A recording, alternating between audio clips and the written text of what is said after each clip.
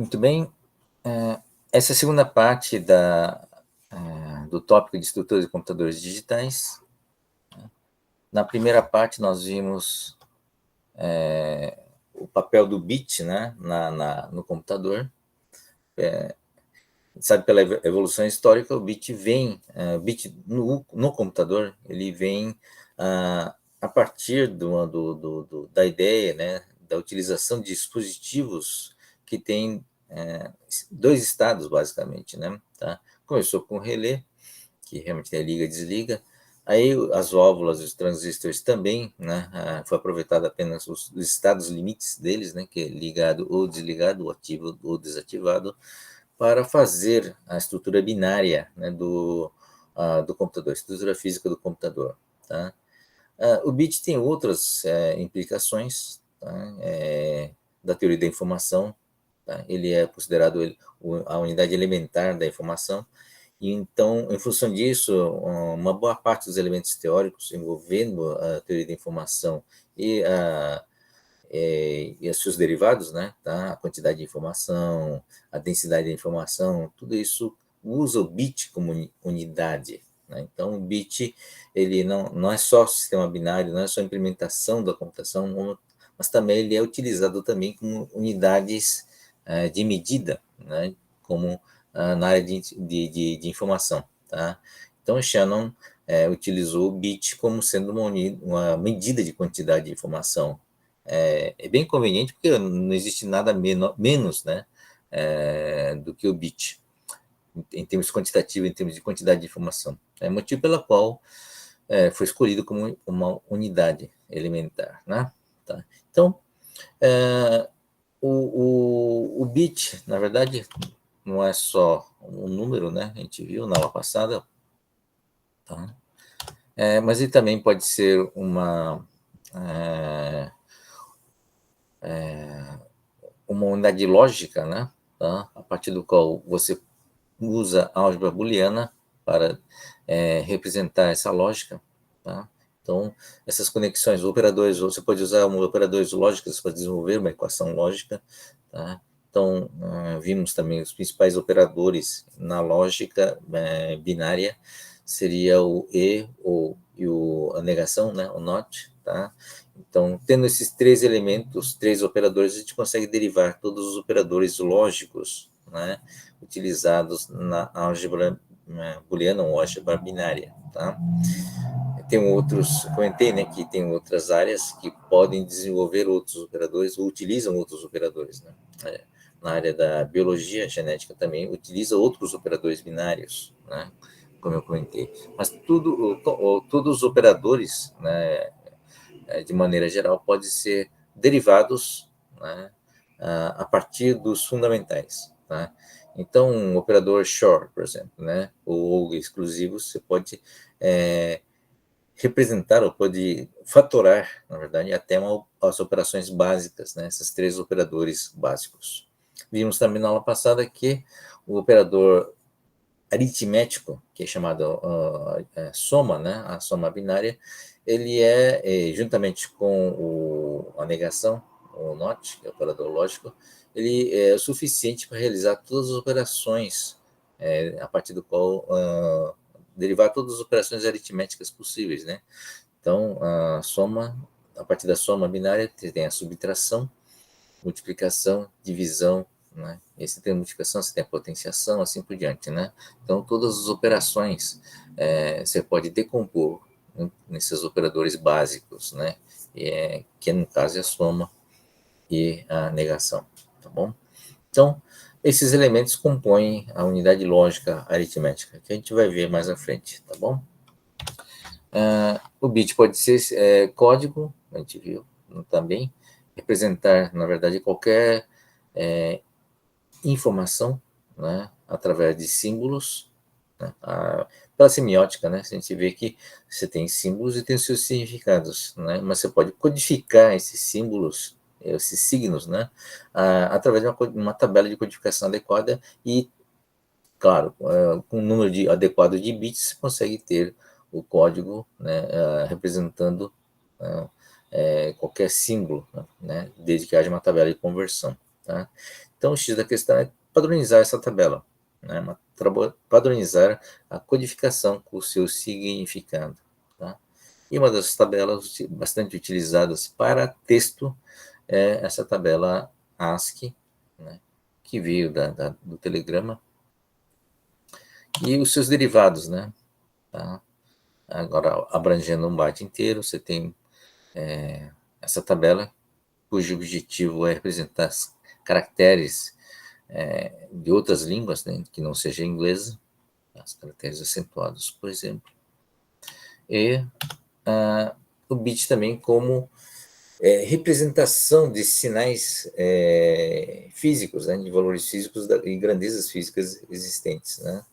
A gente deu um exemplo de um cenário de que variação de determinada intensidade no tempo, tá? Mas nada impede que tenha outros tipos de sinais, tanto variando no tempo, quanto variando com outras dimensões, por exemplo, né? Domínio da frequência, seja lá o que for. Então, ele é capaz de representar o seu uso a um processo chamado quantização e amostragem, e você consegue representar praticamente qualquer sinal, né, do universo físico, né, para convertê-lo em bit, né, através desse processo de quantização e amostragem. Tá? É um processo que a gente chama de digitalização. Tá? Então, esse exemplo que a gente usou, o sinal analógico, a tabela de conversão, no caso, não é uma tabela de intervalos fixos, ou seja, não é uma tabela linear. Então, está sendo utilizada uma tabela logarítmica, né, ou exponencial para fazer essa tradução entre intensidade e bit, tá? E valores de bit. Tá? Isso implica também erro de quantização. Tá? Aqui é uma conversão de uma imagem em bit através do pixel. E aqui um exemplo, né, de gravação de bit. Né? No caso do CD, acho que é usado uma espécie de reflexão ou não reflexão, né, da luz incidente. No caso, a luz infravermelho. Como o infravermelho não é visível para nós, a gente não consegue enxergar esses, mesmo que é pequeno, né? A gente não consegue enxergar o furo, tá? Mas tem outras gravações ópticas que utilizam outros recursos, né? Por exemplo, mudança de polaridade, né? A luz incidente, ele é refletido de acordo com a profundidade que você põe o refletor, você pode mudar a reflexão. A reflexão de uma luz, ele muda a polaridade, né? Tá? Mas se você muda a distância também, você pode mudar a polaridade, exatamente, acho que é a polaridade que chama, né? Mudança de fase da luz incidente. Tá? E você pode detectar isso no sensor, na leitura da luz de volta. Tá? E com isso gravar as diferenças do bit.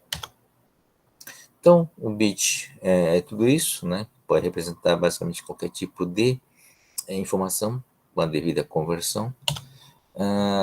E nós temos aqui uma separação entre dois mundos, o mundo analógico, que é o nosso mundo, e o mundo do bit, né? O mundo digital. Tá?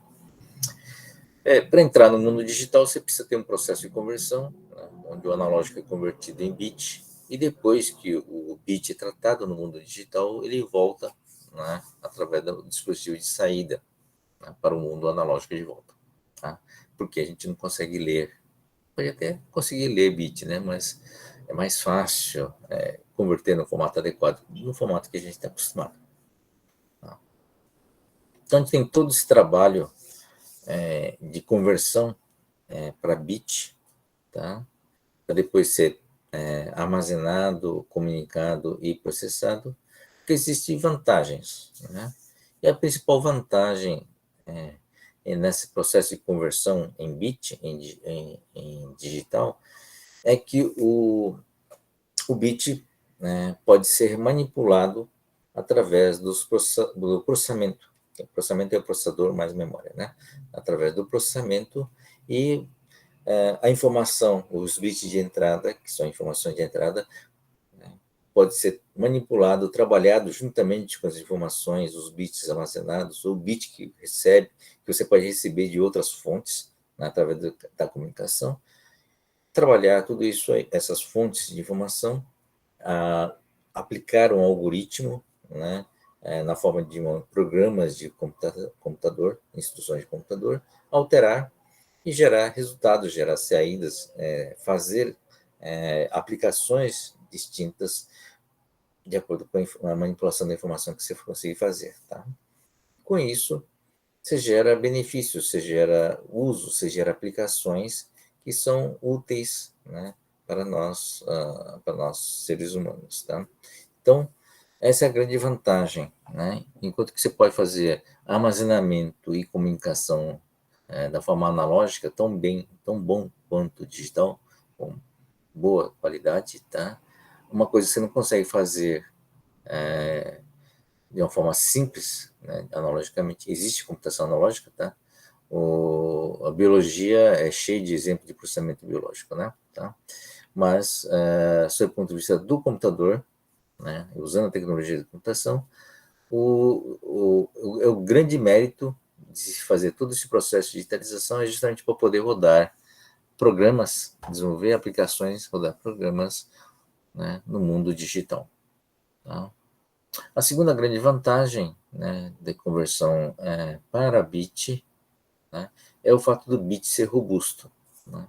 O bit, por ter dois estados bem distintos, você tem condições de estabelecer fronteiras bem claras entre os zeros 0 e 1, são dois estados possíveis, né, onde, com devido afastamento, mesmo em ambientes ruidosos ou ambientes que não conseguem armazenar com boa qualidade, você consegue recuperar a informação original, o bit original. Tá? Então, assim, inclusive, você pode ter processo de regeneração de informação, regeneração de bit. Tá? E isso cria uma outra vantagem, né? A robustez nos processos envolvendo, né, o bit, tá? Aliás, é uma das vantagens, né, por exemplo, o motivo pela qual o CD foi inventado e se popularizou, né, em substituição do vinil, é porque, apesar do erro, né, envolvido na digitalização, tá? São os erros de quantização e amostragem, são erros controláveis, né? São erros que você administra no processo no processo de criação dos bits originais, tá? Os bits originais da música é feito uma vez só no estúdio. Mas uma vez convertidos em bit, né, essa informação original ela é preservada, é mais fácil de preservar e é mais fácil de você reproduzir, tá? Porque você está reproduzindo um bit, né? Reproduzindo em cada execução o material que você consegue recuperar, regenerar, ter todo um controle, né, de erros de bit, coisa que você não conseguia fazer com a informação analógica. Né? No vinil você gravava analogicamente o sinal, né, que é a movimentação mecânica, né, do som, e que depois você amplificava, né, convertia esse movimento em sinal elétrico, e esse sinal elétrico era amplificado até o ponto de você poder tocar, né, as caixas acústicas, tá bom? Então, a vantagem do CD está no processo de saída. Você consegue manter a qualidade e estabilidade, né, da informação da saída, coisa que o vinil, por exemplo, ia degradando com o tempo. Né? Bom, então, a robustez do bit e a capacidade de processamento são os dois grandes diferenciais, né, do processo de digitalização e que faz com que valha a pena, né, fazer toda essa coisa complicada. Tá? O que você faz com o bit, né? Então, o que você faz com o bit determina a estrutura funcional do computador. Então, vejam aqui, né, que o bit pode ser armazenado, pode ser comunicado, pode ser feito processamento, e você tem esses dispositivos de entrada e saída, né, da conversão. Então, qual que é a estrutura de um computador genérico, né? A estrutura funcional do computador é esse diagrama que está aqui, tá? Então, você tem os dispositivos que realizam armazenamento, dispositivos que realizam a comunicação, dispositivos que fazem a entrada e saída, né? Novamente, entrada e saída não é entrada e saída de bit, tá? Não é pendrive, né, disquete. Entrada e saída é o processo de conversão, né, do mundo, das informações do mundo analógico para o mundo digital, tá? Não é simplesmente conversão digital analógica, tá? Porque conversão analógica digital, digital analógica você tem em armazenamento, tem em comunicação também, porque você precisa converter o bit em ondas senoidais para você fazer a transmissão, né? Você precisa converter o bit em campo magnético analógico para poder fazer uma gravação em disco ou em fita, tá? Então a gente não está falando de conversão pura e simplesmente, né? A gente está falando de conversão da informação. Tá? Você está capturando uma informação no mundo real e convertendo em bit, e pegando os bits e convertendo em algum produto na área, no mundo analógico, tá? Então, dispositivos de entrada e saída são dispositivos que fazem esse trabalho de interface entre esses dois mundos, tá? Convertendo informação, tá? É isso, né? Então, as vantagens estão aqui: robustez do bit e a capacidade de processar, né? Manipular, que permite, por sua vez, aplicações de uso, né? Bom, na aula de hoje a gente vai começar discutindo o que é processamento, tá? O processamento fisicamente é não só CPU, mas também a memória, tá? A gente não faz, dependendo do autor, o autor faz a separação entre memória primária e memória secundária, né? E chama de memória secundária o armazenamento, né? A gente adota outra nomenclatura, né? E para nós, memória, né? Memória dinâmica, memória RAM, é a memória que está do lado do processador, tá? E para realizar, não o armazenamento, mas para realizar o processamento, tá? Sem uma memória com programas e dados dentro da memória, você não consegue realizar o processamento. Quer dizer, não adianta ter só a CPU, né? A CPU é um executor, tá? Sem a memória com o programa, sem a memória com os dados, ele não tem como fazer o processamento, tá? Não tem como executar a instrução e nem tem como manipular dados, né? Porque o dado está tudo na memória. Então, o processamento, o conceito de processamento é um conceito que é implementado pela existência de dois dispositivos, o CPU e memória, tá bom? Então, a memória não é para armazenamento, tá bom? Vamos lá, processamento. Aqui é um exemplo bem primário, é uma coisa meio básico demais, né?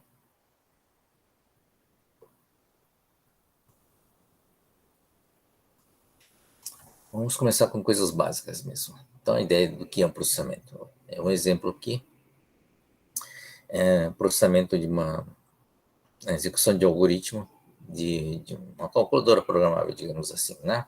A gente viu na histórica evolução que a ideia de computação é uma junção, né, dos conceitos de calculadora programável e processamento de dados, né, do Lerite, que foi unificado, né, pela ideia de computação, que é execução de algoritmos sobre dados, né? Então, nós temos aqui uma equação envolvendo três variáveis. A equação é simples, né? Tá? É multiplicação da variável b, do conteúdo da variável b por 5 e depois a soma aritmética com o conteúdo da variável c. E o resultado é atribuído para a variável a. Tá?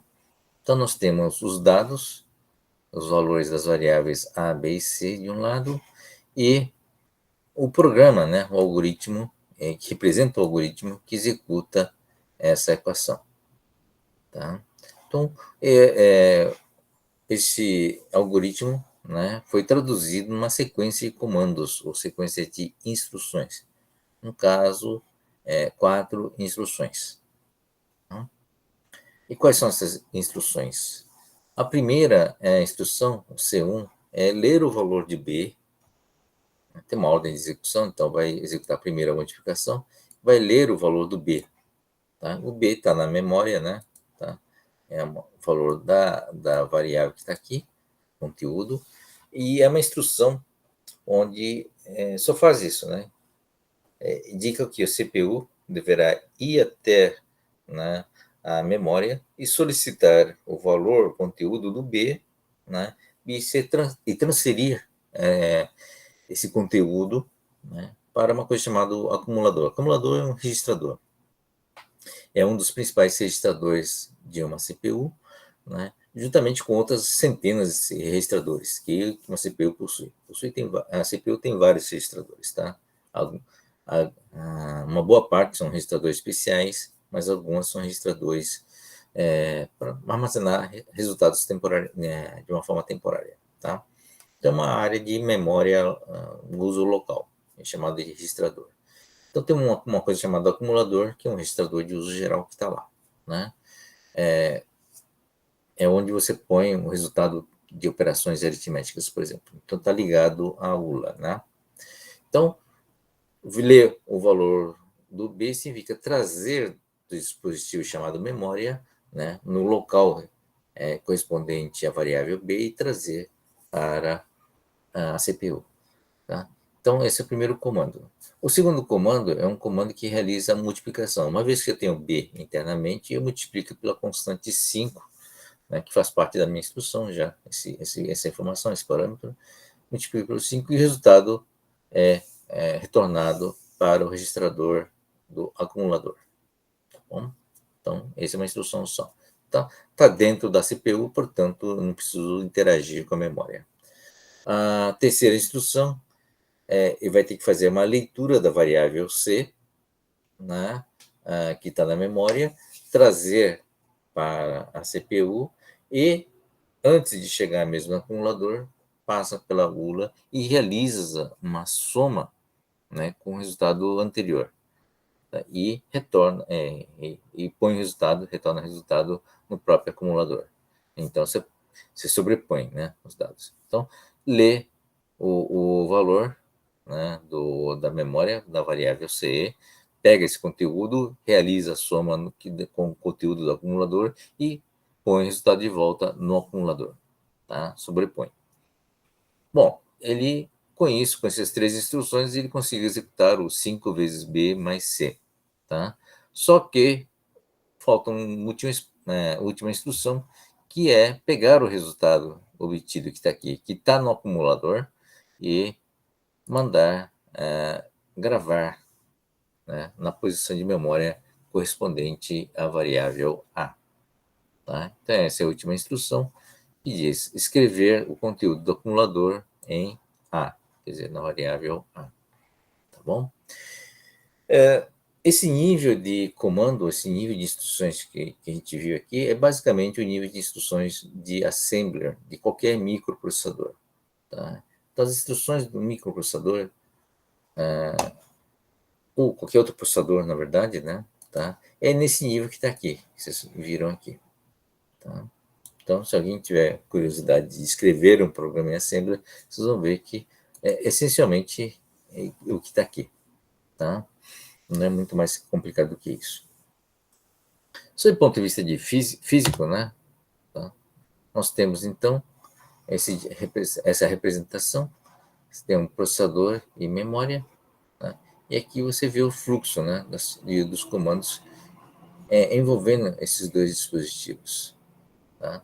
Então, primeiro, lê, né, ou seja, converte transfere o que está no B, tá, na memória, né, para o acumulador. O acumulador realiza a operação de multiplicação com 5 e armazena o resultado no acumulador. E aí o C, feito uma soma binária, né, com o acumulador, e o resultado vai para o acumulador e depois o conteúdo do acumulador é transferido para o A. Então, essa é a interação, né, Em mais detalhes, nós temos alguma coisa desse tipo aqui. Tá? Então, já mais próximo do condições físicas, você tem um dispositivo chamado processador, ou CPU, um outro dispositivo chamado memória, né?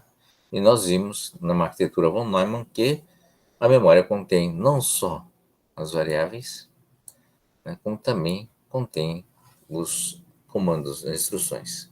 Tá? Para a memória é indiferente. Para a memória ele só sabe bit, né? Então manda gravar bit e guarda os bits, tá? Então manda ler bit e lê bit, tá? Ele não consegue distinguir entre dado e instrução, tá? É tudo bit. Então, se é uma memória, nesse caso aqui, é uma memória de 1 byte para cada endereço, tá? Então, significa que tanto o dado como a instrução deverá ter largura de pelo menos 1 byte, tá bom? Como é que a memória funciona? A memória funciona da seguinte forma, né? Você põe o endereço, né, a posição onde você quer ler, e depois manda um comando, tá? Se for um comando de leitura, significa que ele quer ler, né, o conteúdo, né, da posição apontada pelo endereço aqui, né? O endereço é um barramento, né? É, ele entra em paralelo zeros e uns, tá? Então, o endereço normalmente tem uma largura, né, de bits, tá? No caso de um processador de 8 bits, costuma ser no mínimo 16 bits, tá? Uma largura de 8 bits dá só 256 posições, é muito pouco para a memória, né? Então, não se esqueça que memória tem dados e programas. Então, 8 bits, 256 posições é muito pouco, né? Não dá para fazer muita coisa. Então, o mínimo normalmente para esse caso seria 64K, né? Seria 16 bits. 16 bits é 256 vezes 256, que dá mais ou menos 64 mil posições, mil endereços diferentes. Então, e para cada endereço tem 1 byte, tá? Nesse caso de um processador de 8 bits, tá? E aí, você pode pegar essa área toda de 64 bits e dividir em duas partes, né? Uma parte para dados e outra parte para programa, tá bom? E aí, mas quem tem que fazer isso é o próprio, quem fazer essa distinção é o próprio programa, né? Porque a memória não sabe distinguir um do outro. A memória vai dizer o seguinte: entrou o endereço, né? Dado o endereço, uma sequência de bits aqui em paralelo, veio um comando, seja de leitura ou de escrita. Se for de escrita, vai pegar o valor que está aqui no barramento de dados e vai transferir esses bits para a posição indicada pelo endereço. Tá? Se for um comando de leitura, se o comando que vier aqui for de leitura, ele vai pegar os bits que estão aqui no endereço, né, vai selecionar o endereço certinho e vai pegar os valores que estão contidos lá e jogar aqui no barramento de dados. Tá? São os barramentos de dados que estão aqui. Bom. E aí, do lado de cá, faz a leitura, né? A CPU é responsável por colocar esses endereços aqui, e mandar o comando, né? E controla também o barramento de dados. Se é para ler esse barramento ou se é para escrever em cima disso. Tá bom? Então, basicamente isso, é relativamente simples, né? Processador temos aqui. Processadores de 8 bits, né? Quer dizer, praticamente são os primeiros processadores, né, mais sérios, né? O de 4 bits da Intel quase não conta para nada, né? Mas os processadores realmente de uso genérico, o primeiro foi esse de 8 bits. Significa o seguinte, que as operações utilizam variáveis de 8 bits, né? Se precisa de mais bits depois, eu tenho que fazer várias leituras, né? Lê e escreve dados de 8 bits, né? Os barramentos internos também são de 8 bits, tá? E tem essa capacidade, né, de endereçamento que normalmente é 16 bits, tá? Que é 2 bytes, para poder ter uma área, né, razoável de endereçamento. Os comandos, as instruções também são em 8 bits, não só as variáveis, como também os comandos. A instrução assembly significa que eu tenho até 256 instruções diferentes. A gente vai ver mais à frente que 256 instruções diferentes é mais do que suficiente para a maioria das funções do as instruções do assembler. Tá? A gente não pode esquecer um pouco a história das instruções da ADA, né? Que é basicamente o loop, o if, né? E essas coisas, quer dizer, não precisa mais do que isso. Tem as suas variantes, né, para cada classe de instruções, e 256 é o mais do que suficiente para a maioria dos casos, tá bom? Bom, tecnologicamente falando, naquela época você já tinha velocidades em termos de megahertz. Megahertz é 1 milhão de ciclos por segundo. Para um processador comum de 8 bits tinha 10 megahertz, né? Comparado com 1 giga, né, de hoje, né, é quase nada, né? Tá? Então, o processador hoje da faixa de 1 giga, 2 giga, quase 3 giga, eventualmente, né? 3 GB é difícil em smartphone, né? Porque ele tem compromisso com o consumo, né? Não pode consumir muito. Então, normalmente em torno de 2, próximo de 3, 2,8 GB, né, de frequência, tá? Isso significa muitas instruções, né? Tá? Se for giga, é 1000 vezes mais do que mega, né? Tá? E o clock tem uma relação direta com a quantidade de instruções. Tá? Se você tem 10 mega, normalmente tem 5 estágios, isso dá algo em torno de 1 milhão a 2 milhões de instruções por segundo. Tá? Então, ele executa essas instruções aqui na velocidade de 1 milhão de vezes por segundo, que é bastante rápido, né? Tá bom? Pra vocês terem uma ideia, já era rápido naquela época. Apesar de fazer contas sofisticadas, 1 milhão é muito pouco. Do lado da memória, nós temos dois tipos de dispositivos, né? O primeiro é a RAM, que você já deve ter ouvido falar, que é acesso aleatório, tá? O que significa memória de acesso aleatório? Significa que eu posso mudar esse endereço à vontade, né, que ele vai conseguir acessar qualquer posição. Isso porque existiu antes da memória, que existe até hoje, né? Memória sequencial. O que é memória sequencial? Você, a partir do endereço inicial, ele ou grava ou lê, né, blocos, tá, de dados. Então, põe o endereço inicial, depois o resto, você não precisa se preocupar em colocar endereço, porque o resto é uma sequência, né, daquele valor que está lá, do valor inicial. Então, ele, a partir de um certo, dá só o endereço inicial e a partir de lá ele guarda em sequência ou lê em sequência, tá? Justamente para agilizar esse processo. Mas, em compensação, vira um processo sequencial, não é um acesso randômico, tá bom? Então, para programas de maneira geral, que você está seguindo um programa, depois ele dá salto, né, no if then, tá? Não tem condições de trabalhar com uma memória de acesso sequencial, tá? Temos a RAM e depois temos uma ROM, né? ROM é uma memória já pré-gravada e fixa, tá? Na RAM você consegue alterar, inclusive o próprio programa, né? Você consegue alterar o conteúdo, mas numa ROM ele é fixo, estável. Então, mesmo que você desligue, ele preserva o valor, tá? Então, mas se você não consegue gravar, né?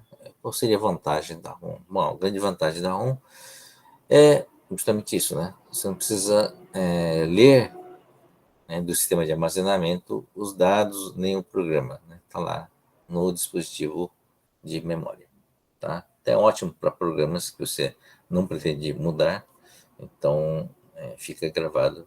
Você pega uma gravação permanente dessas instruções, tá? E os dados, você pode colocar os dados nos registradores internos da CPU, ou então algumas tabelas, são tabelas fixas, né? Pode deixar na ROM mesmo, tá bom? Tudo bem? tem a capacidade, 64 bits normalmente.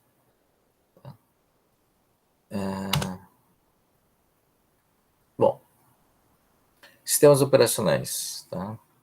O que a gente vai insistir muito nessa aula de arquitetura de computadores é que essa disciplina não é só de hardware, tá?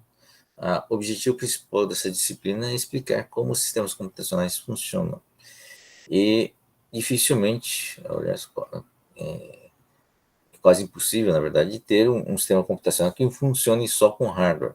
Ele precisa do hardware e do software, tá? E qual software? Sob o ponto de vista de hardware, o software mais importante é o sistema operacional, tá? O que faz o computador funcionar, o teu comportamento de computador é justamente o sistema operacional, tá? E as suas principais funções. Não sei se vocês chegaram até essa disciplina, mas independentemente disso, é importante ficar claro a relação entre o hardware e o software chamado sistema operacional para que exista uma coisa chamada computador, tá? Então, é o que cuida da operação do computador, tá? Então, é chamado de sistema operacional. E um outro software muito importante para o hardware é o compilador, que ele tem um papel relevante de pegar uma instrução, pegar um programa, né, escrito por um programador, um ser humano, um programador, e convertê-lo numa linguagem que o computador possa entender, tá? É porque é muito difícil escrever em Assembler, né? Então, algumas linguagens são de alto nível. Mesmo que você escreva em Assembler, você precisa do compilador, né? Tá? Aí ele é traduzido depois para a linguagem de máquina, né? Instruções de máquina, e isso é o papel do compilador. Então, são dois programas fundamentais para que o computador funcione. Então, no meu entender, é parte da arquitetura de computadores. Tá? Quando você olha o sistema computacional, você não pode deixar de ver o funcionamento, as funcionalidades do sistema operacional inserida nesse contexto. Tá? O mesmo arquitetura, mesmo hardware pode implementar computadores diferentes de acordo com o sistema operacional que manipula esse hardware. Tudo bem? Alguma dúvida, gente? Tranquilo por enquanto? Enquanto sim. Gente, olha, pode interromper qualquer hora, né, para a gente comentar, porque essa história de só um falando, né, um monólogo aqui deve cansar, né? Deve dar sono. Não sei se tem gente já jantando, piora mais ainda o sono. Até Opa, o. Oi? de falar, tá tudo certo, professor. Tá tudo certo? Vou responder as perguntas então aqui, só para falar que tá certo, para Uhum. você não ficar sozinho, então. Tranquilo? Obrigado. É que tá dando sono, né? Até o professor fica com sono, assim, você não acredita no negócio desse. Agora imagine vocês, né? Só ouvindo deve dar um sono danado. Ô, Bom, professor, na oi. verdade agora eu lembrei, eu fiquei com uma pequena dúvida. Se voltar alguns slides para aquela imagem, Vamos lá. não, é esse aí, essa aí. Me veio uma dúvida que é a seguinte, pode ser que eu esteja falando alguma besteira, mas eu vejo o quê? Que aqui dentro da caixa do processador, né? Ele pegou o B, que ia ser multiplicado pelo 5, e armazenou o B num acumulador, Certo. certo? E aí depois pegou esse acumulador e multiplicou por 5 e o resultado foi para outro acumulador. Sim. Ali no C, Hum. pelo que entendi, ele só pegou o C e direto já adicionou com o valor que tinha no acumulador do anterior? Isso.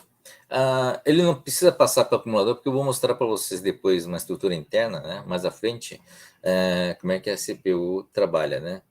Na verdade, o que não está aparecendo aqui é um registrador intermediário.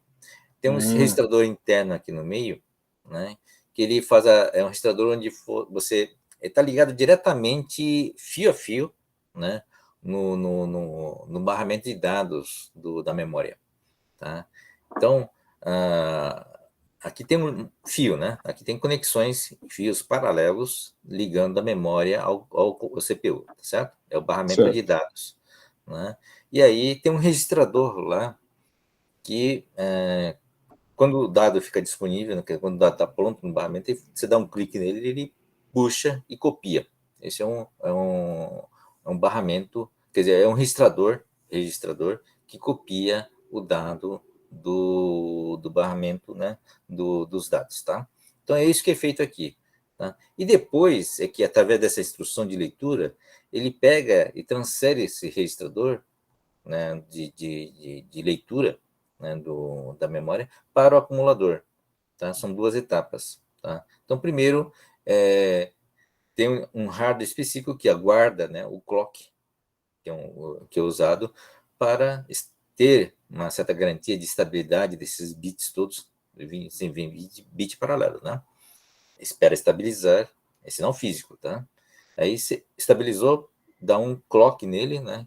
Tá? Vem o clock para fazer a cópia, né, desses bits no registrador e fica nesse registrador, tá? No ciclo seguinte, né, ele pega o conteúdo disso aí, através do barramento interno, ele faz um clique e copia para o acumulador, tá? Essa é a leitura, esse é o processo de leitura, tá?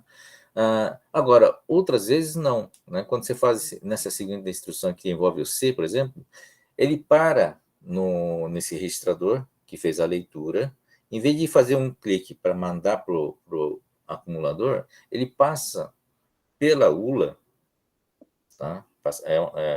Você tem o barramento, esse mesmo barramento está ligado a vários registradores e está ligado também para a ULA, que faz a operação de matemática. Você comanda a operação de mais, e na ULA tem duas entradas.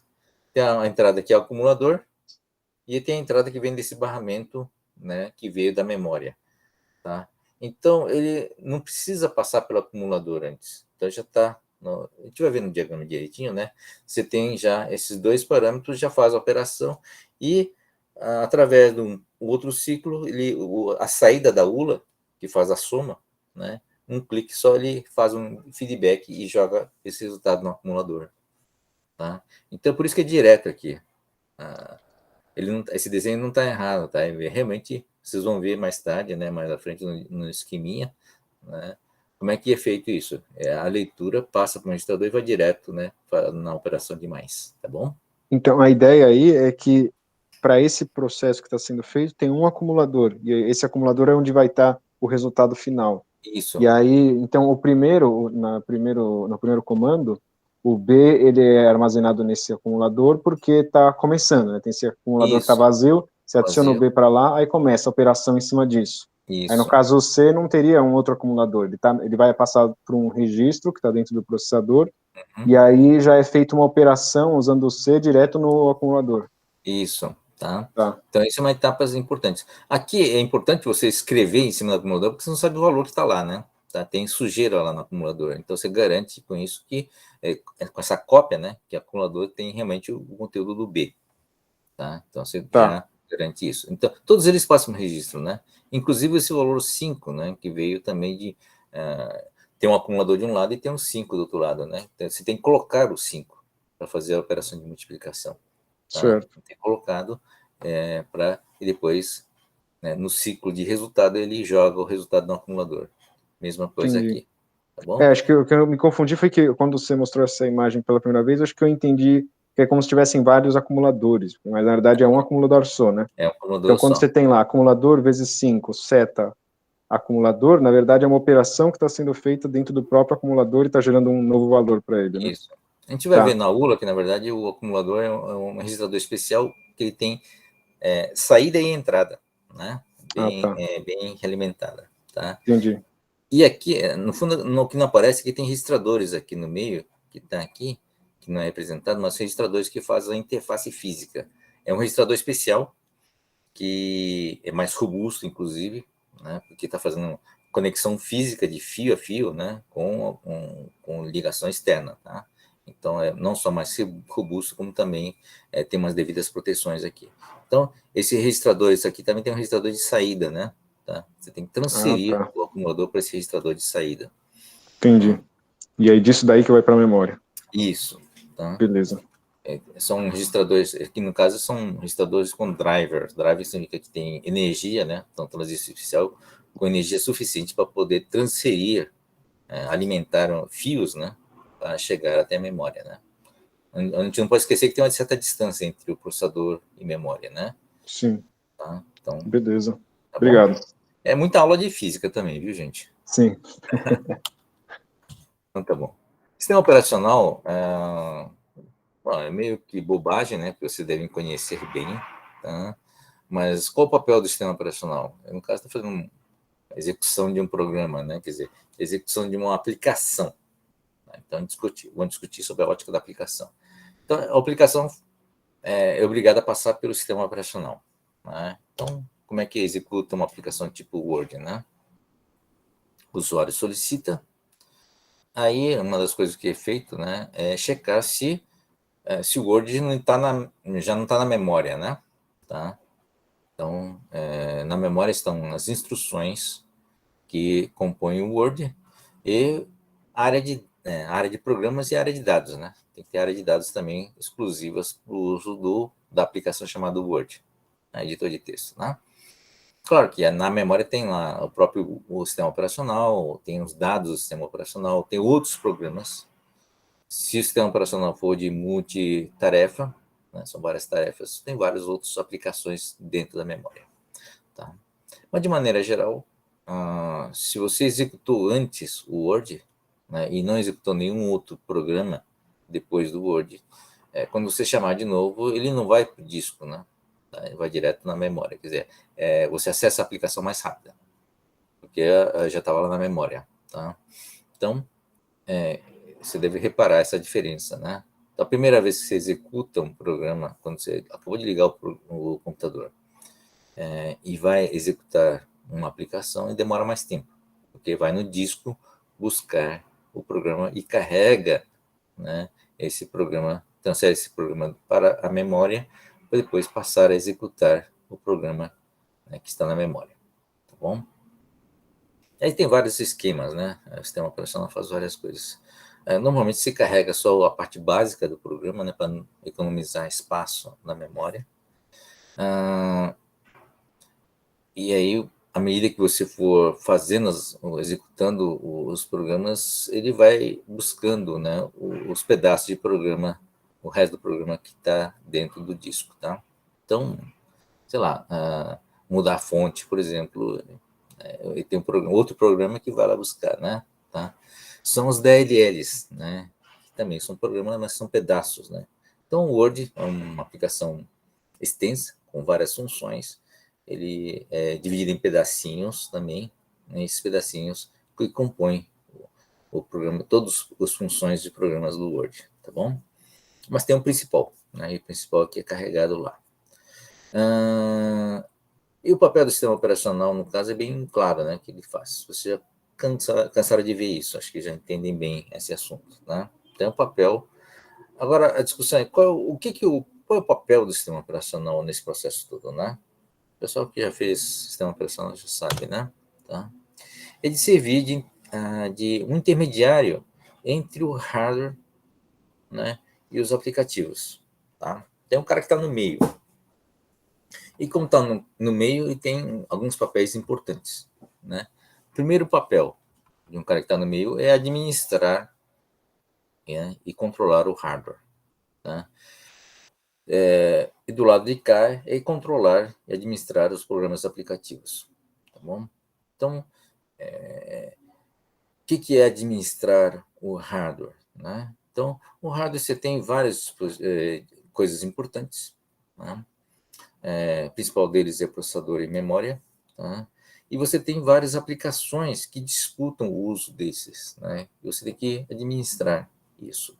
Então, você pode ter várias aplicações como Word, Excel, navegador, né? Um Google, por exemplo, né? Que quer estar disputando vários recursos ao mesmo tempo, tá? Tela, teclado, e você tem que administrar isso, né, para que não dê conflito, né? Evite que o Word, por exemplo, invada a área, né, de dados de outro programa, né, como o Excel ou o navegador, assim por diante, tá? Então, a tarefa do sistema operacional é administrar, né,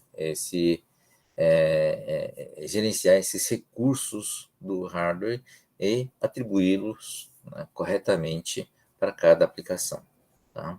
Então, esse é o papel do sistema operacional, é um papel clássico, né, de qualquer sistema operacional, é o gerente, né, o gestor do hardware. Tá? Uma segunda grande função importante para o gestor do hardware é apresentar uma interface padronizada para o software aplicativo. Tá? Então, e essas interfaces, uma das mais importantes é o sistema de armazenamento e a comunicação. Né? Então, para a aplicação, tem que ser transparente o tipo de disco que você está usando, o tipo de formatação que está sendo feita no disco. Tá? Porque o disco é um hardware específico, né, com algumas características, precisa ser configurados, né? E essa configuração, quem administra essa configuração é o sistema operacional. Tá? Justamente para a aplicação não precisar se preocupar com isso. Tá? Então, antigamente, uns 40 anos atrás, vamos lá, tá? No começo dos computadores de uso pessoal, os PCs, tá? O sistema operacional era muito rudimentar. Né? Não é culpa também do fabricante. Né? O sistema operacional é um conceito que existe há várias décadas. Né? Os mainframes já tinham o conceito de sistema operacional, já faziam bons sistemas operacionais. Tá? Então, não é que você não sabia fazer sistema operacional. Né? O problema é que o sistema operacional exigia recursos que um microprocessador da época não tinha. Né? Não adianta fazer um sistema operacional bom e pesado para um processador fraco, né? Senão 100% dos recursos iam ser utilizados para o sistema operacional e não sobrava nada para a aplicação, né? Então, era bem limitado, né? Tipo um DOS, né? O sistema operacional, o primeiro sistema operacionais para PC. Então, aí o que acontece? A aplicação que tinha que cuidar, né, do hardware, tá? Muitos hardware. Então, quando você configurava uma tela, ou configurava a impressora, ou configurava um teclado, né, que são coisas de interface com o usuário, coisa que o mainframe não precisa se preocupar, porque mainframe não tem um usuário, né? Tá? O que acontecia? O editor de texto, você tinha que configurar o teclado, né? Principalmente teclado diferente como o nosso, né? Tinha uma posição para o cedilha, por exemplo, né? Você tinha que dizer onde ficava a posição de cedilha, qual era o código, né? Da tecla de cedilha, assim por diante, né? A impressora, a tela, né? Que você estava usando, o monitor que você estava usando, e tal. E aí, quando você muda a aplicação, né? Imagina que você vai usar agora o Excel, né? O equivalente ao Excel. Você tinha que configurar também na aplicação, né? O teclado, né? O mouse, tudo isso aí. Tá? Dá um trabalho danado. E Era aí, manual isso daí? Manualmente você tinha que ir lá e configurar? configuração, né? Você tem que configurar, né? Quais são as principais características. Era uma vida dura, né? Tá? Pelo menos na minha época, que era estagiário, né? Tá? Então, a usabilidade era bem limitada, né? Por causa disso. E passa a existir uma função importante que já existia antes, né? Para sistema operacional de grande porte, existe uma padronização, principalmente sistema de disco, né? Sistema de armazenamento, fita, tudo isso tinha que ser padronizado. Independentemente se era fita ou se era disco, você tinha que padronizar a forma de você armazenar os dados. Não podia deixar na mão do aplicativo. O aplicativo simplesmente mandava abrir, dar um open num arquivo. Ele não sabia que tipo de tabela que tinha, que tipo de configuração isso tinha, tá? E mandar gravar e mandar ler, né, os dados do arquivo e simplesmente fechar depois de usar, tá? Mas tudo isso era uma padronização do sistema operacional, tá? Então essa é uma função muito importante que já sabia que tinha que ter, tá? Só que os primeiros sistemas operacionais para PC tinha uma novidade, né, que tinha um usuário, então tinha dispositivos típicos de usuário, como teclado, tela, né, que não existia para mainframe. Tá? Então, esse é um problema inicial que levou a essas distorções. E aí, a aplicação que tinha que fazer. Né? E o próprio sistema operacional não tinha uma série de características de gestão, principalmente gestão da CPU. E que significava o seguinte, que quando o sistema operacional entregava para a aplicação tinha domínio completo do processador. E aí, se a aplicação fizesse alguma bobagem, né, travava o computador e o sistema operacional não tinha como recuperar o controle. Tá? Então, e a aplicação você tinha de vários tipos, né, fabricantes diferentes. Enquanto que o sistema operacional normalmente é um programa melhor, né, não é mérito da Microsoft, né, mas é um programa melhor porque tem todas as informações junto ao fabricante do hardware, né, tem que trabalhar junto ao hardware e é o único produto para aquele hardware. Enquanto que a aplicação não, a aplicação tinha que ter um problema sério, né? Que tinha que imaginar quais são as configurações que cada usuário ia ter, quais são os diferentes teclados, diferentes telas. Imagina a loucura para a aplicação. Então a qualidade também não era grande coisa, né? Então era muito comum a aplicação travar o computador, tá? Então o sistema operacional tem um processo de evolução histórica nesse sentido, né? De ir melhorando o controle. O sistema de controle de um sistema operacional de mainframe, né, desde a década de 60, era um negócio parrudo e robusto. Tá? O mainframe custava uma fortuna, né, ocupava andar inteiro, né, custava uma fortuna, e, claro, você até comprava, alugava o tempo de uso, né? E o tempo de uso desses computadores, esse tempo de uso do CPU, que era a coisa mais cara do processador era a CPU, né? Tempo de CPU. Então, você comprava a cada segundo, milhares de dólares por segundo de uso. Tá? Então, a gente usando, por exemplo, né, na universidade, a gente usava o supercomputador, né, da USP, né? Eu sou formado pela USP, então, a gente, na época de estudante, usava o computador paralelo, o supercomputador que eles tinham lá, né? Como aluno, a gente tinha crédito de uso, né, tá, desses computador. Claro que, sendo aluno, nossos créditos eram minúsculos, de prioridade baixíssima, né? Então, qual era o papel do sistema operacional? Era pegar essas tarefas, a gente chama de jobs, né, ou tasks, né, são arquivos de dados e arquivos de programas, tá? Então, a interface do uso do computador é através de arquivos. O próprio programa que você faz, manda executar, ele tem que gerar o resultado e depois tem que salvar esses resultados. Não adianta salvar na memória, né? Ele se perde. Ele perde, não, ele joga fora. Então, o resultado tem que ser gravado em disco também, tá? Então, ele gera o resultado e você tem que fazer com que o programa armazene no disco, no arquivo, e você tem um arquivo de saída. Tá? Então, essa é a interface. Se o seu programa pega um bug, né? É normal, né? Não dá tempo. Hoje, uma vantagem grande você tem um processo interativo. Mas naquela época não tinha. Tinha um bug no programa, o problema é seu, né? Então, você tinha uma cota de 1 segundo e meio por semana, né? Tá? Aí põe na fila, tá? Você acessava o computador pelo terminal, né? Então, terminal é uma tela de texto, né? 80 colunas por 24 linhas, né? O padrão. E aí você olhava, né? Pedia para imprimir o andamento das tarefas, né? Então tá lá, essa tarefa na fila, prioridade de aluno é baixíssima, né? Então, se tem uma tarefa mais prioritária, você vai para o fim da fila de novo, né? Então, usualmente, sua tarefa normalmente só entrava de madrugada, né? Eu consegui 1 segundo, hein? Entrava de madrugada e saía o resultado também de madrugada, né? Você pode acompanhar pelos terminais espalhados na universidade, ou então, mais modernamente, não dava para acompanhar de casa, né? Tá? Através de uma conexão linha de escada, modem, são coisas que vocês não passaram, mas dava para ver uma tela simples, né? Bem de baixa resolução, que é texto, na verdade, né? O andamento da sua tarefa remotamente. Tá? E aí, o que significa ter baixa prioridade, né? E o que significa ter controle sobre a aplicação? O seu programa é uma aplicação, né?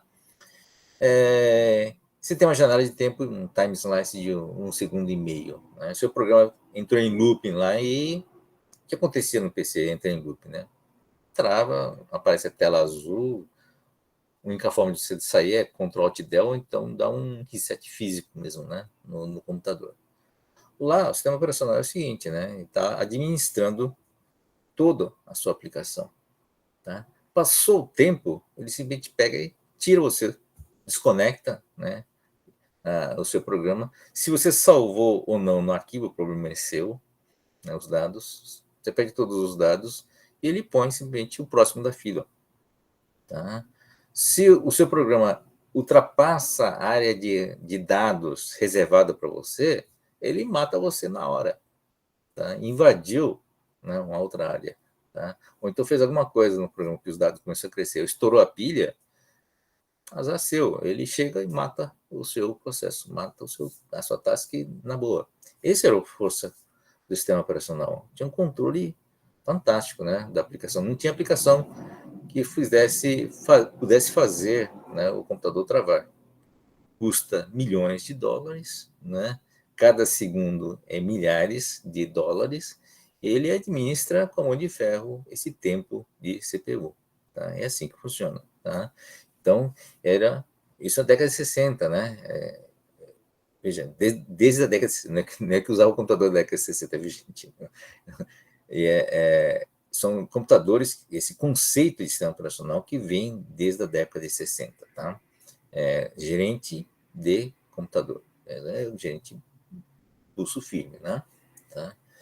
E que o PC, claro, não tinha como replicar esse modelo, tá? Então, esse era o papel de um sistema operacional, né? E fazia várias coisas, inclusive, para otimizar, né? Se o seu programa está acessando o disco, por exemplo, né? O disco ele é muito mais lento do que o tempo de execução de uma CPU, né?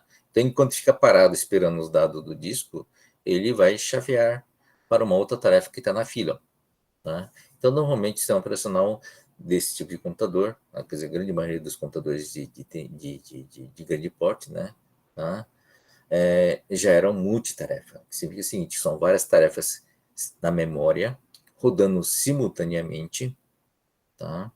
Então, se você para por algum motivo para buscar dados no disco, por exemplo, ou para imprimir resultados, ele simplesmente para você, né, e transfere o controle para um outro programa, né, que já está com os dados disponíveis e põe para executar. Tá? Ele interrompe em qualquer ponto do programa, tá? E tem essa força. Tá? Isso se chama preempção, né? Chavear tarefas, né? Quem fez sistema operacional já sabe, né?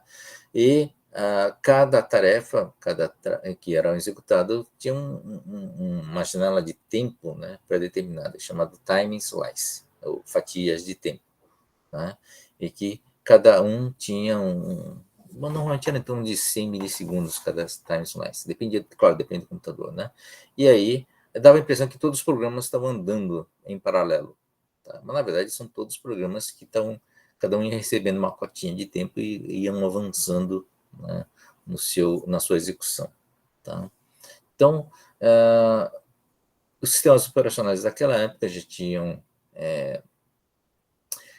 multitarefa, multiusuário, tá? Fazia chaveamento de tarefas. Não é uma coisa simples, porque você tem as operações sendo executadas, você tem os seus valores intermediários, né? Os resultados temporários, que estão no acumulador, estão espalhados dentro de vários registradores dentro da CPU. Para você poder chavear de uma tarefa para outra, o que você tem que fazer? Tem que salvar o contexto, ou pegar essas variáveis todas e jogar numa pilha, por exemplo, né?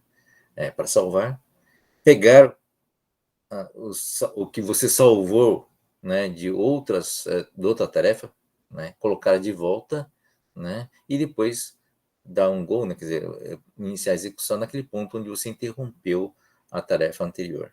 Quer dizer, isso custa tempo também, né, esse chaveamento. Tá? Mas é uma coisa que você tinha que fazer, na verdade, né? Apesar de chavear, de gastar tempo, valia a pena. Você está falando de processadores com milhões de instruções por segundo, né? Então valia a pena fazer, porque você conseguia distribuir, né, o tempo para cada uma das tarefas, né, que estavam sendo executadas. Tá? Então, o sistema operacional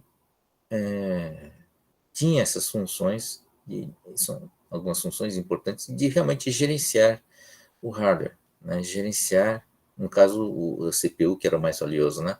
É um gerentão mesmo que cuidava bem, né, do hardware, além de dar uma interface padronizada para a aplicação.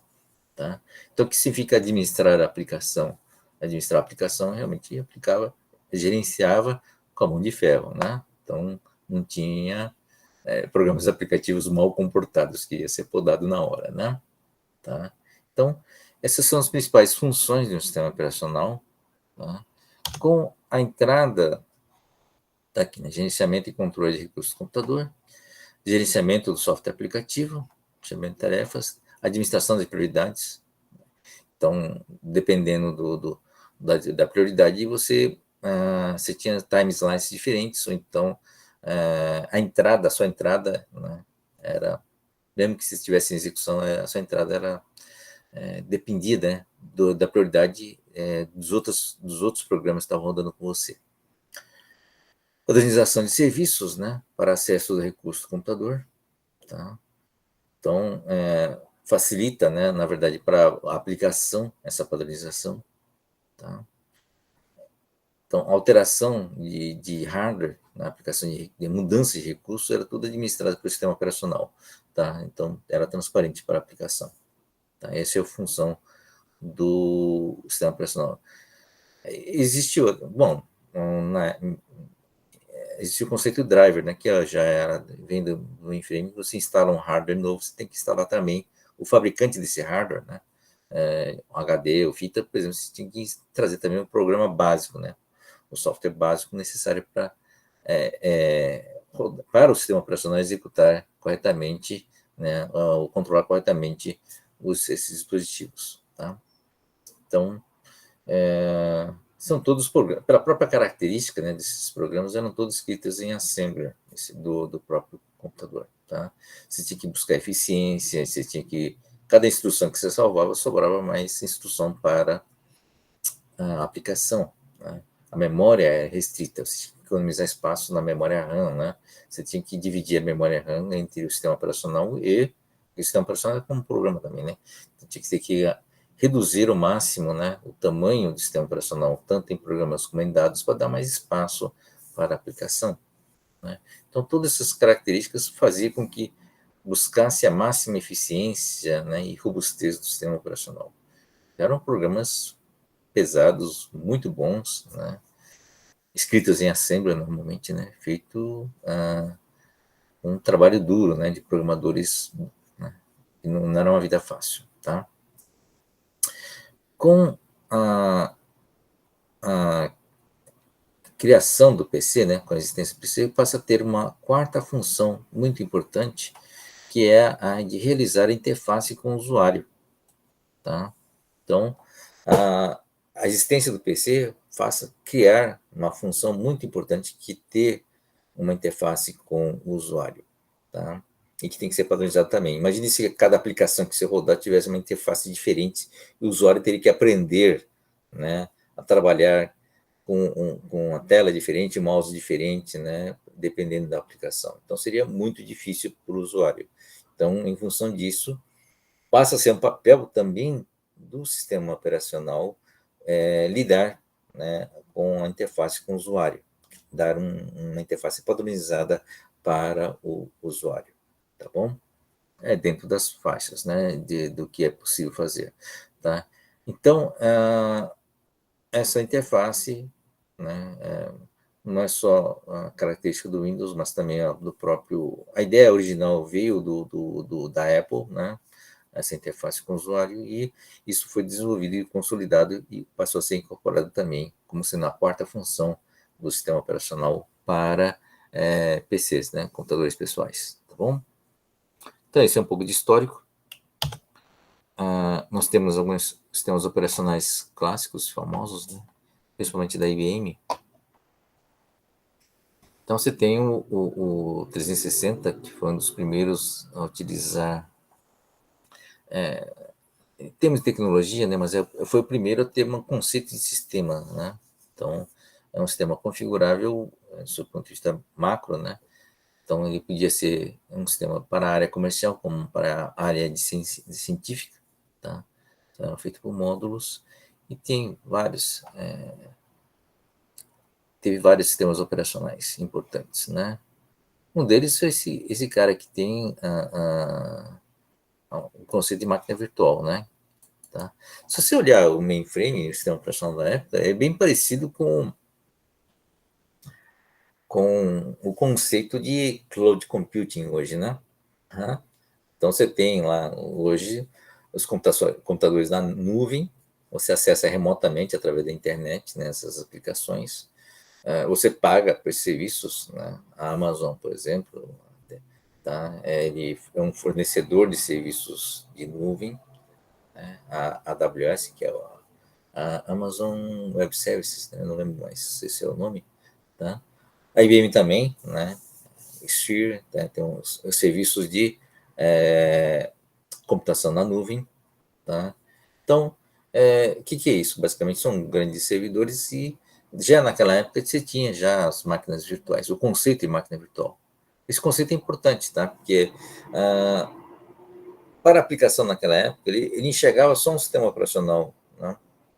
Então, para a aplicação, não existiam as outras aplicações, e, portanto, ele tinha que, praticamente, tinha uso exclusivo da máquina enquanto você rodava a aplicação.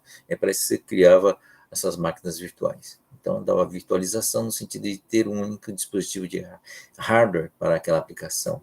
E esse é o conceito hoje de máquinas virtuais que estão nesses serviços, né, na nuvem, né? Então, volta a ter, né, essas máquinas virtuais que rodam, hoje nesses sistemas operacionais para servidor, tá? Baseado em PC, claro, né? Tá? Hoje é todo hardware PC. Então você tem esses históricos para mainframes que existem até hoje, por incrível que possa parecer. Por que existe esse sistema operacional até hoje? É porque existem aplicações até hoje que precisam desses ambientes. O hardware provavelmente já não existe mais há muito tempo, né? Tá?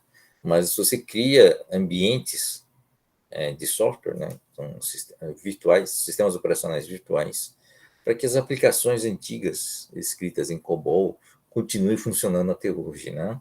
Tá? Isso é uma coisa muito estranha até, né, para muitos de vocês, né? Por que uma aplicação de 40, 50, 60 anos atrás continua rodando até hoje, né? Por que tem linguagens novas, né? Ambientes novos? Por que não pega e transforma, reescreve isso numa linguagem moderna, né? E para um ambiente moderno, né? Para não precisar dessas virtualizações ou dessas emulações, né, de ambiente, para que esses programas continuem rodando, né? Principalmente aplicações pesadas, né, para áreas como áreas de processamento de dados mesmo, né, que usavam computadores IBM, né, como os bancos, muitos serviços públicos, né? Custa caro, né? Pois é. Custa caro manter também, né? Mas por que não manda fazer? O maior medo, na verdade, são os bugs, tá? Não é só o custo também, tem um custo, né? São os bugs, porque ao longo de décadas, né, passou na mão de vários profissionais e o programa foi sendo debugado, né? Foi sendo limpo sob o ponto de vista de bug. Se você faz tudo de novo, né, uma nova linguagem, novo ambiente, você vai ter bugs novos, com certeza, né? E que podem custar uma verdadeiras fortunas, né? Imagine um bug em cima de um programa bancário, por exemplo, né? Pode acabar, né, com o próprio banco, né? Então o risco é muito grande, né? E o fato de você ter migrado para uma nova versão não quer dizer que você vai resolver o problema, né? Porque daqui a 10 anos você vai ter que migrar de novo, tá certo? E aí vai pagar de novo, esse custo vai pagar o custo dos bugs novos novamente, né? Isso faz com que as empresas, né, achem que é muito mais fácil ou muito mais menos risco, né, você manter os sistemas atuais, né, custe o que custar. Então, você vai no banco, o gerente está numa tela assim, aí você tem programas que simulam um terminal, né, simulam aquelas telas de 80 colunas por 24 linhas em caractere verde, né, tá?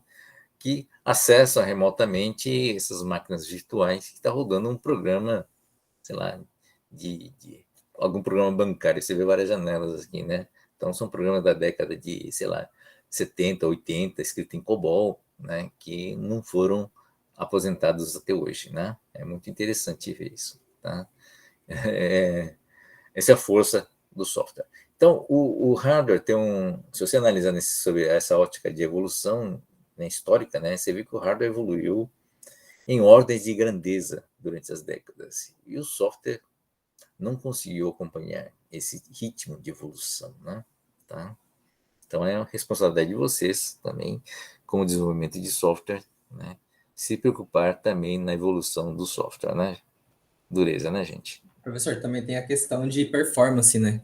Por exemplo, o Java, ele é muito menos performático que um COBOL. Então, para rodar uma transação bancária, por exemplo, de transferência de dinheiro, precisa estar estável, né, a transação. Não pode Sim. ficar demorando para acontecer.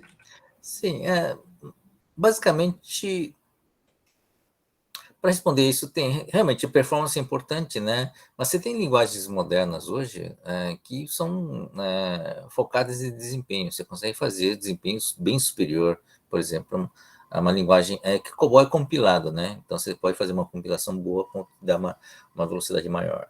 Mas é possível fazer em linguagens focadas, né? Tem linguagens, se você escrever em C, por exemplo, ele tem um desempenho muito rápido, né? Tá certo que não, você tem dificuldades eventualmente em manipulação de dados estruturados, né, em tabelas como o COBOL, que é basicamente foi uma linguagem que foi feita para manipular, né, tabelas, né, tá? Mas certamente você consegue escrever em C software com um desempenho muito superior ao do COBOL, tá?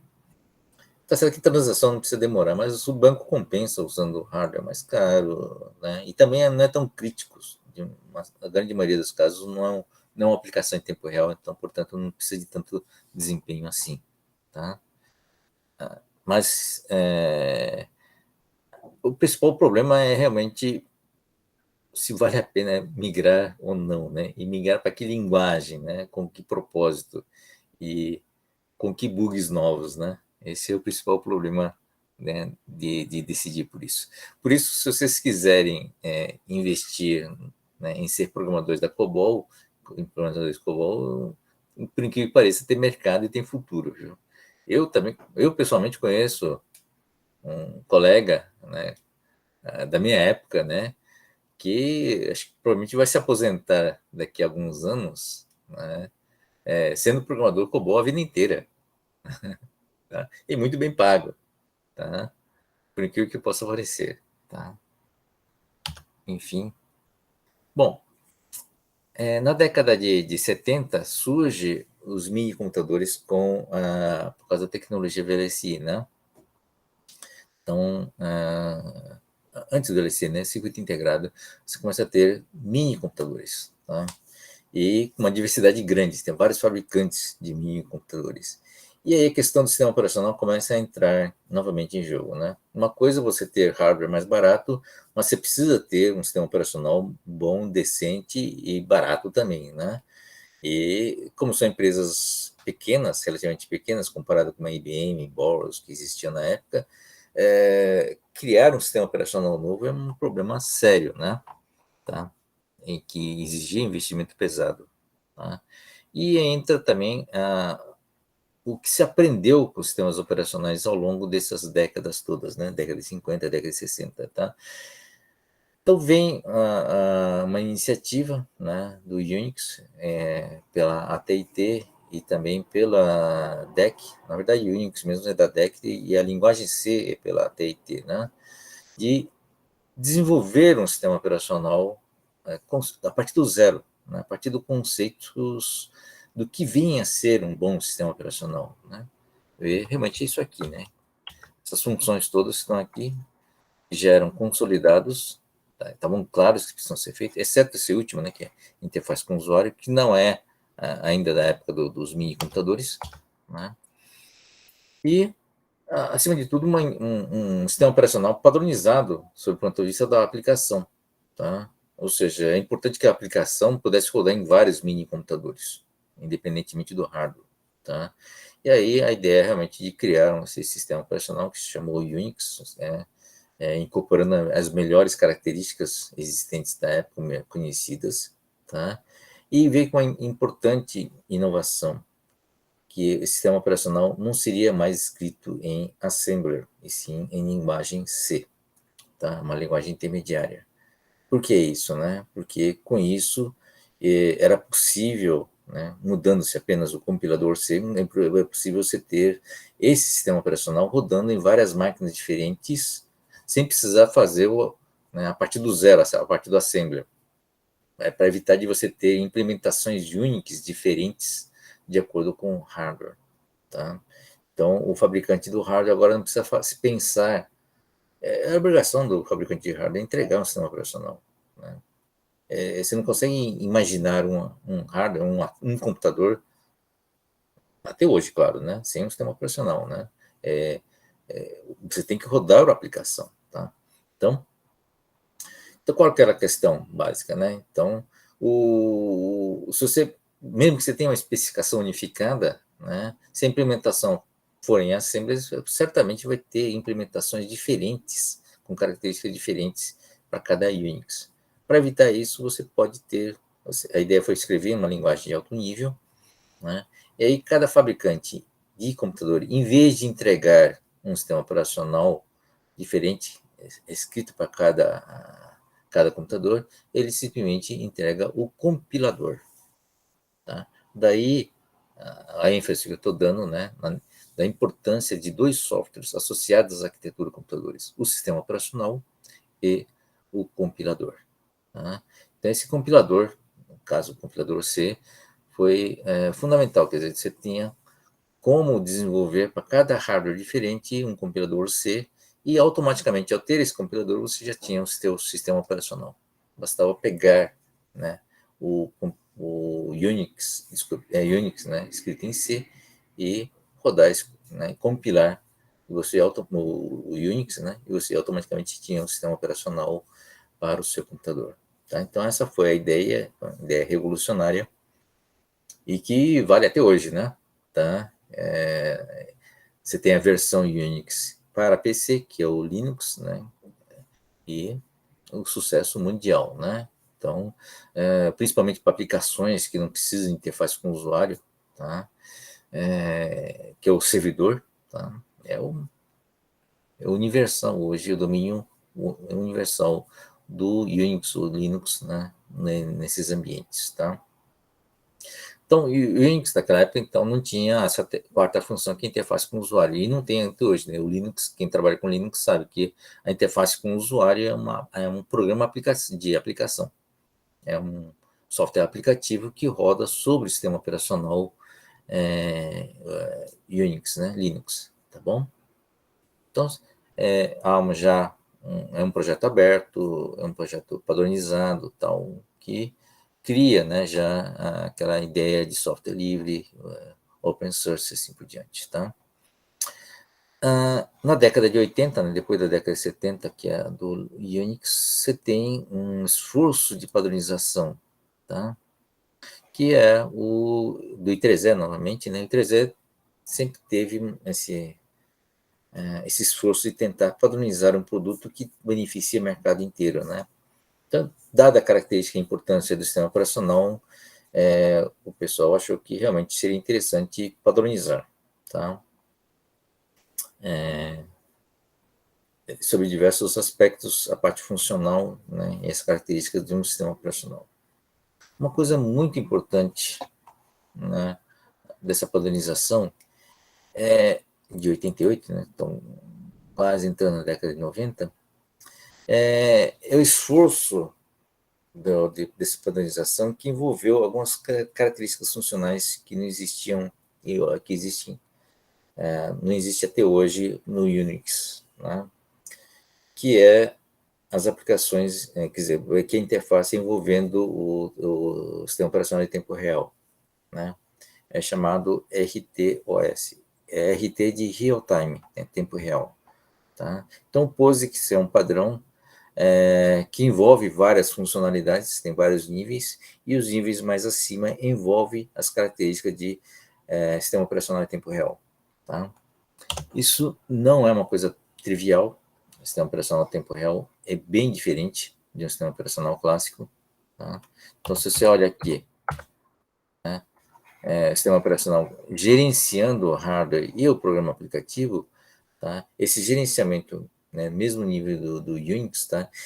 Você está administrando tarefas que são executadas, tem prioridades de tarefas, e você está administrando eles, a execução funcional, mas não a execução no domínio do tempo, que é a característica do tempo real.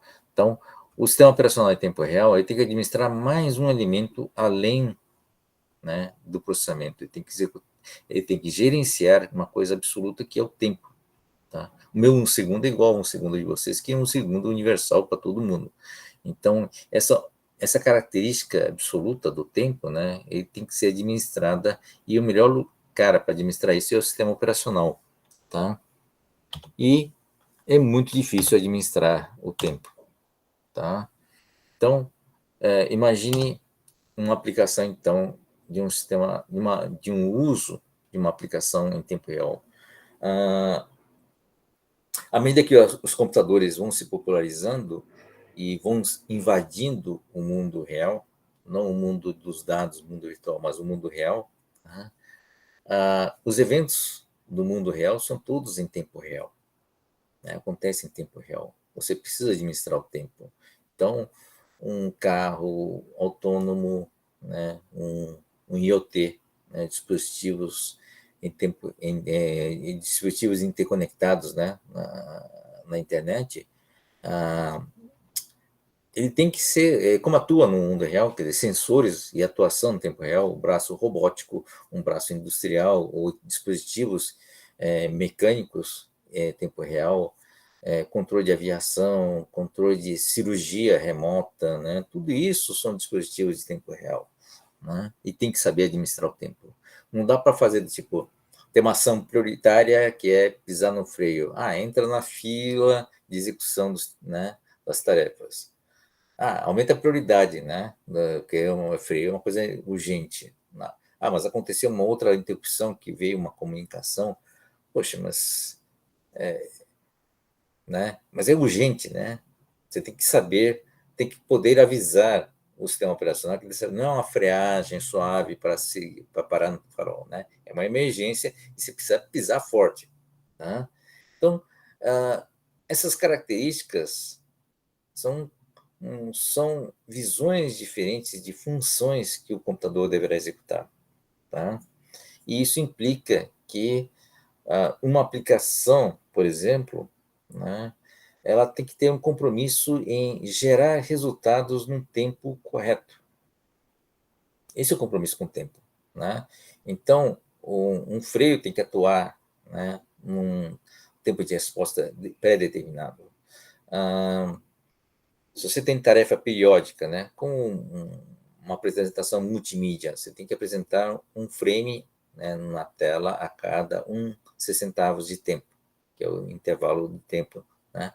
Então, as tarefas que vão manipular e gerar informações para a tela, ou imagens novas para a tela, tem que gerar, né, dados prontos a cada intervalo fixo de 1/60 de tempo. Tá? Então, o sistema operacional tem que administrar isso, inclusive colocando um time slice e outras atividades também. Mas como é que faz isso, né, com uma priorização fixa? É impossível, na verdade, né?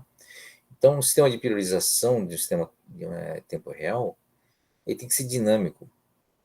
E você vai ter que mudar a prioridade das tarefas em função da proximidade dessa tarefa com o deadline.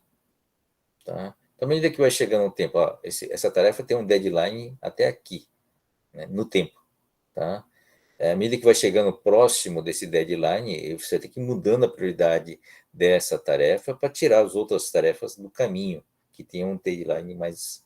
Né? Então, toda hora você tem que ficar avaliando o deadline, né? Para poder avaliar a prioridade que você vai jogar a tarefa. Mais ainda, o sistema operacional tem que saber não quando colocar a tarefa, ele tem que saber quando aquela aplicação vai gerar o resultado. Ou seja, não adianta você colocar ele, né, num tempo X, né, se esse tempo X não for né, não for suficiente para que ele gere o resultado até o deadline, que é o tempo limite que ele tem. Tá? Ou seja, o sistema operacional tem que saber se aquela aplicação, quanto tempo essa aplicação precisa para gerar o resultado. Quanto tempo dura o processamento dele para que o resultado saia. Né? Então, ele vai ter que administrar pela saída e não pela entrada. Tá? E para ter aquela saída, o que aquela aplicação precisa? Outra coisa, ele precisa de disco, ele precisa de tela, ele precisa fazer a comunicação com algum dispositivo externo, ele precisa fazer tudo isso para você ter o resultado. Ele precisa saber o que ele precisa. Tá? E também mudar a prioridade desses dispositivos para que esse cara não fique travado esperando alguma coisa de fora, né, para que possa gerar o resultado. Ou seja, em termos, né, do que um sistema operacional em tempo real tem que fazer, é muito mais complexo, é muito mais dinâmico, você tem que ter muitas variáveis para administrar, e o tempo, né, recurso que esse tipo de sistema operacional vai demandar é muito grande. Quer dizer, ele vai precisar de mais tempo de processamento do que os demais sistemas operacionais. Tá? Então, é muito complicado, de maneira geral, você fazer um sistema operacional de tempo real. Poucos sistemas operacionais são de tempo real, puro, né? A gente tem alguns exemplos que estão aqui, né? O KNX já trabalhou com ele, tem o RT, né? Real Time Linux também, são iniciativas, né, de você ter um sistema operacional em tempo real. Não são sistemas operacionais fáceis, né? Algumas são certificadas por POSIX, né? Compliance, que são adequados para essas aplicações, mas não há prova de que seja suficientemente robusto, sob o ponto de vista de garantia de execução no tempo pré-determinado. Né? Também porque a própria aplicação tem que ser de tempo real. A aplicação tem que ser alterada para poder gerar informações para o sistema operacional, tipo tempo necessário para executar, o recurso necessário para aquela aplicação gerar o resultado naquele tempo certo, quais são as características do deadline, quais são as tolerâncias do deadline, tudo isso, né, que ainda está no estágio inicial para essa interface entre o sistema operacional e a aplicação. Tá? Então, não é uma coisa muito simples. O que os dispositivos atuais estão fazendo, né, para ampliar o seu uso da computação? À medida que o computador vai ficando mais barato, né, você vai aumentando o seu universo de aplicação. Para garantir que certas coisas funcionem, de tempo real continuem funcionando, o que tem sido feito é não usar o sistema operacional. É muito complicado, né? E segregar, justamente para evitar que tenha que compartilhar coisas que gerem incertezas, né? Por exemplo, num smartphone você tem vários eventos, né? Como ele é um dispositivo muito ligado ao ambiente real e tal, você tem várias coisas que tem que fazer em tempo real. O principal é a comunicação, né? Enquanto está fazendo uma comunicação, recebendo um dado, por exemplo, ele não pode ser interrompido por alguma outra aplicação. Então, o que você faz é a comunicação com a torre de celular ou a comunicação com o GPS, por exemplo, para localização. Você tem um processador dedicado a isso, processador e memória, né? E um programa dedicado a isso. Ele não compartilha esse recurso. Tá? Tem um certo desperdício e tal, mas é uma forma de você evitar de usar um sistema operacional em tempo real. Né? É por isso que o Android não precisa ser um sistema operacional em tempo real. Ele não é, né? E nem tem a pretensão de ser. Talvez no futuro, né? Que no fim, isso acaba economizando em termos de recurso, em termos de memória e assim por diante. Tá? Então, essas discussões são discussões importantes, né, relevantes, né, sobre o futuro do sistema operacional. Tá? E principalmente sobre o futuro da aplicação a futuras aplicações, né, envolvendo ambiente de tempo real. Tá? E tem vários exemplos, tá? Não estou falando só de aplicação industrial, né, ou na área médica, né, ou até mesmo carro autônomo e assim por diante. Você tem perspectivas de uso, né, em coisas como jogos, né, também coisas envolvendo entretenimento, multimídia, né, que também são eventos de tempo real, tá? São dispositivos de tempo real, tá bom? Bom, dá a impressão que nessa área de sistema operacional é uma área meio antiga, consolidada, né, tá?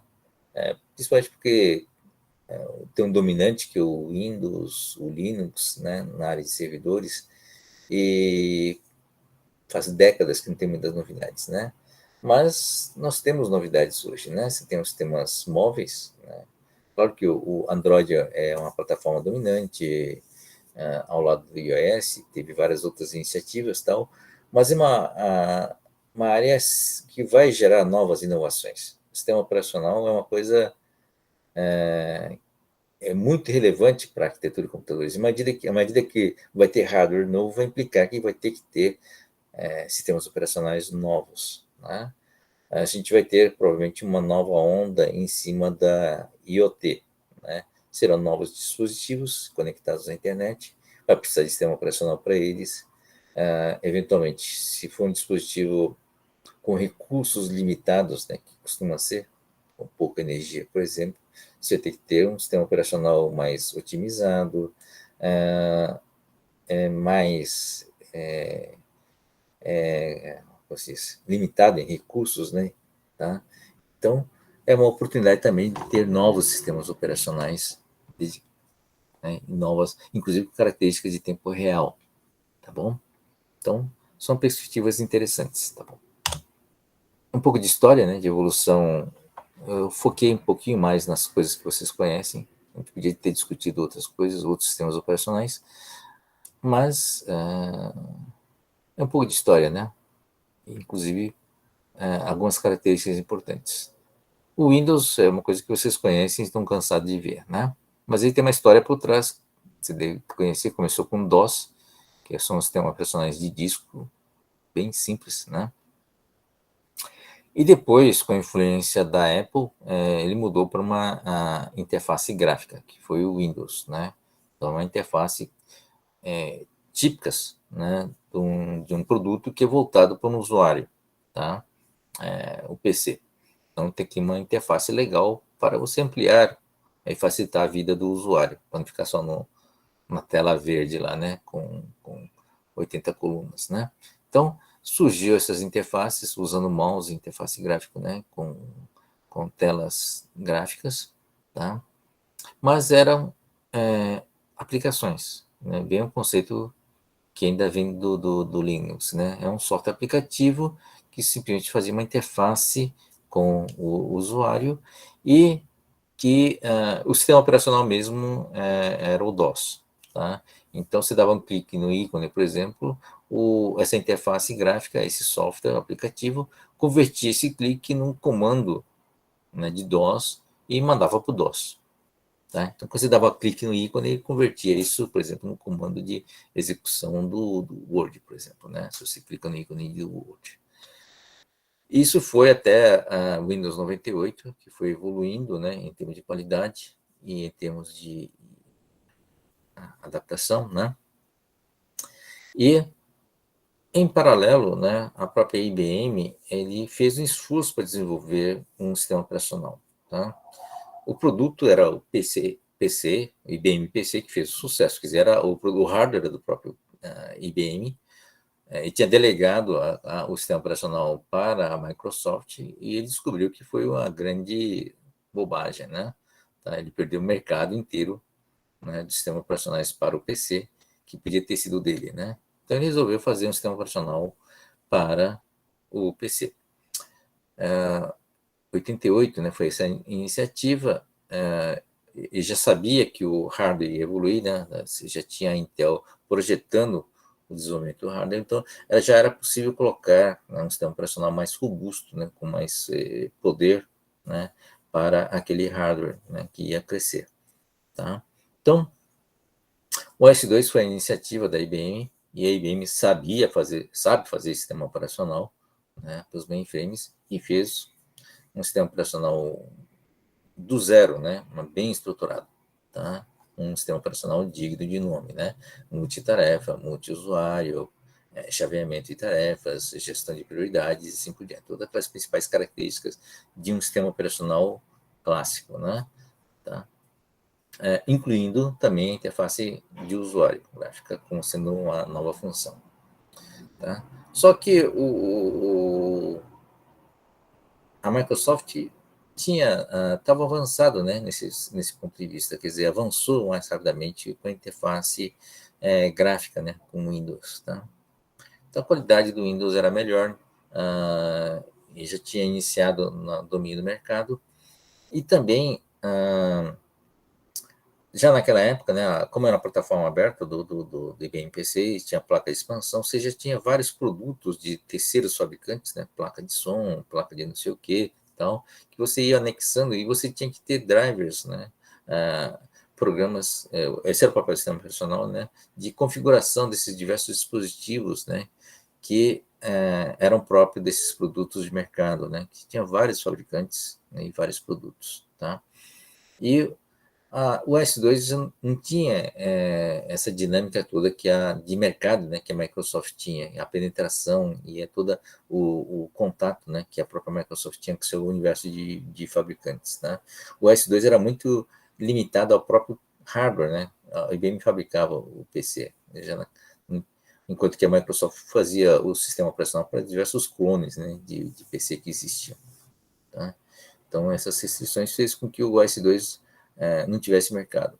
Apesar de que você vê a linha, né, o OS2, a IBM investiu, continua, não sei em qual situação hoje, né, mas investiu durante 20 anos em cima do OS2. Tá?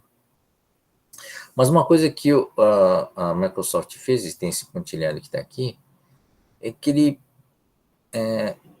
como o OS2 não estava vendendo, não estava fazendo sucesso, o pessoal que desenvolveu inicialmente o OS2 estava meio desanimado, né? E o que a Microsoft fez foi pegar essa equipe, né, da IBM, né, para iniciar um novo projeto dentro da própria Microsoft. Tá? Então, no fundo, pegou para e trouxe para a Microsoft. Tá? O que essa turma fez? Novamente, com a experiência do OS2, criou um novo sistema operacional. Tá? A Microsoft chamou de Windows NT, mas não tinha nada do Windows, tá? Era zero, começando do zero novamente. É a mesma equipe que teve a segunda oportunidade de criar um novo sistema operacional. E aí, novamente, fez um produto, né? Tipo Unix, né? Especificação em Unix, de um sistema operacional clássico, só que mais enxuto, mais ágil para PCs. Tá? E chamou isso do Windows NT. Por que a Microsoft fez isso? Foi a época que começou a surgir, né, o uso do PC em escritório e em rede local. Tá? Então, é o ambiente famoso cliente-servidor, e você tinha as várias estações PC que rodavam o Word, rodavam o Excel, seja lá o que for, né? Tinha as aplicações para cada das pessoas que trabalham naquele escritório, mas que precisava unificar os dados da empresa, né? Então, rodava algumas aplicações empresariais do tipo contas a pagar e tal, e tinha os programas cliente-servidor, né? Que precisa ter uma centralização. Da época que tinham servidores dentro da empresa. E servidor é um PC também, né? Então, era conectado em rede local, e você tinha um servidor que tinha papel de servidor de dados, ou seja, arquivos principais centralizados no único computador. Tá? O backup também é centralizado, né? E aí, a ideia de servidor começou com servidor de dados, mas virou um servidor de comunicação também. Toda a comunicação da empresa era administrada por um único computador. Servidor de impressora também, uma outra coisa que era cara, então vocês tinham que compartilhar. Então, um software, né, um sistema operacional para lidar com esses serviços compartilhados. Então, naturalmente, né, para essas características, como administra vários usuários, você tinha que ter um sistema operacional multiusuário, né, controle de permissão de usuário e tal, acesso, multitarefa, né, várias tarefas de servidores rodando ao mesmo tempo, né, e robusto, né, porque caía toda a empresa, né? Então, é um sistema operacional clássico que fazia papel de servidor, tá? Então, era esse o objetivo desse produto Windows NT. Tinha uma interface gráfica também, mas não era tão bonito, né? Ou tão funcional quanto o do Windows. Então, você tinha duas linhas de produtos e essas duas linhas andaram quase uma década em paralelo, tá? Então, eram produtos diferentes, apesar do nome parecido, tá? Mas a própria linha do Windows evoluiu e chegou num gargalo também, né? Tá?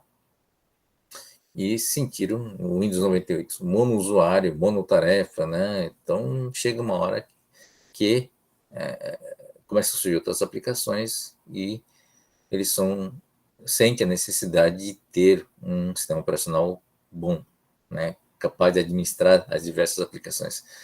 O Windows vivia sofrendo, né, com essas aplicações, software aplicativos, né, que travavam o computador toda hora, né? O DOS não era bom o suficiente para gerenciar essas aplicações.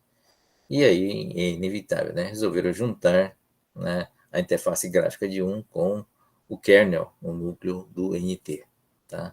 Então surgiram produtos. Acho que a primeira tentativa foi o Windows ME, que foi um desastre, né?